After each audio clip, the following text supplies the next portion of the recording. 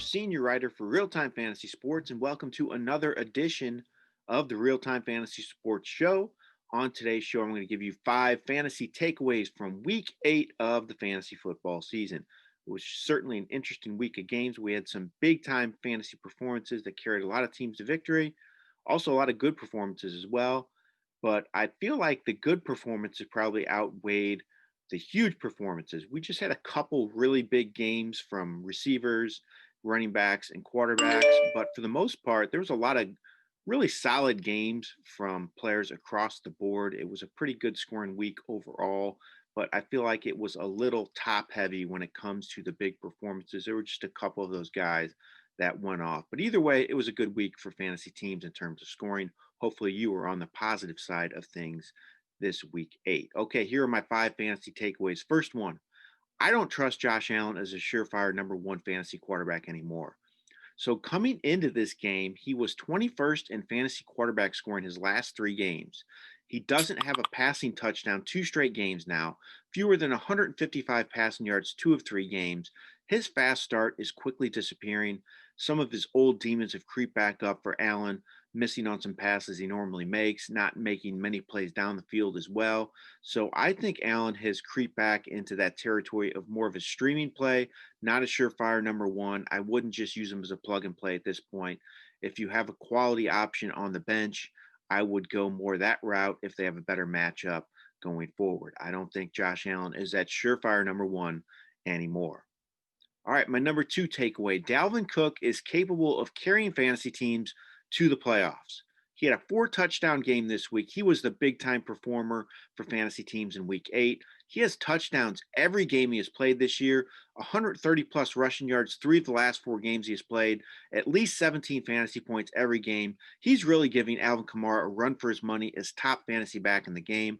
I think he's set up for a ton of work down the stretch. Let's just hope he can stay healthy. We know what he can do when he's on the field, but injuries are always a concern with Cook. But when he's on that field, I think he's going to get a ton of work, especially with Minnesota having more success when he is the centerpiece of that offense and Kirk Cousins isn't asked to throw the ball a lot. I think Cook's going to be a huge, huge fantasy factor down the stretch. Again, let's just hope he can stay on the field. My third takeaway from week 8 is don't forget about the greatness of Patrick Mahomes. I feel like he's kind of getting overlooked a little bit somehow because of the great seasons by Kyler Murray and Russell Wilson, but Mahomes is having an unbelievable season once again. A 5 touchdown game this week. This was his second game of the season with 40 plus fantasy points. He has 23 total touchdowns to just 1 interception. That is amazing. Those are Aaron Rodgers and his prime type numbers for Mahomes. He's having just a monster year once again. 4 300-yard games this year as well. So his numbers have been off the charts once again. Once again, he is just a big time fantasy stud and maybe the best quarterback in the game in my view. I know Russell Wilson's really good, but man, Patrick Mahomes is just special and just does it every week in this Chiefs offense. My number 4 takeaway, Zack Moss is going to be a big factor the rest of the season.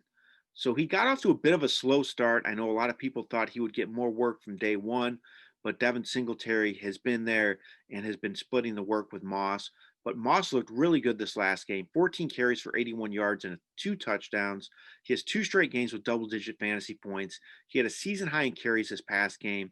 Singletary hasn't made the case to keep getting more work than Moss in my view. I know Singletary had a pretty good game in this one as well, but I think Moss just makes more plays. He's the better back of the two, and I think he's going to be a big time fantasy factor the rest of the season. Keep getting a lot of touches in this Bills offense, especially with Josh Allen having some struggles, as I just mentioned a few minutes ago. All right, my 5th takeaway from week 8, it is time to lower your expectations for Jonathan Taylor. So kind of on the opposite end of Zack Moss, who I think is ascending, I think Taylor's descending. So I know I've made a lot of calls that weren't great this year. I've made a lot of calls that have been pretty good this year, but I want to talk about one call that I feel like I made well for my own sake is Jonathan Taylor. I do not have any stock of Jonathan Taylor in any of my teams this year. I was staying away from him. I thought his price tag was way too high going in the second, third round of most drafts. I just thought He had too many question marks with Marlon Mack there and some other good quality backs on the roster as well. I thought that price was way too high for him, and I feel great about not having any stock of Taylor this year. He had just 11 carries for 22 yards this last week. Jordan Wilkins got the most work of the season for him, played great, had a lot of great plays, big plays in this offense. He looked better than Taylor in this one, just more decisive. I feel like Taylor just lacks some explosion, decisiveness as well. He isn't hitting that hole in a hurry, making some, not making a lot of plays on the outside as well, just not getting it done. He has fewer than 70 rushing yards all but a game, and I would not be surprised if going forward this is more of a timeshare.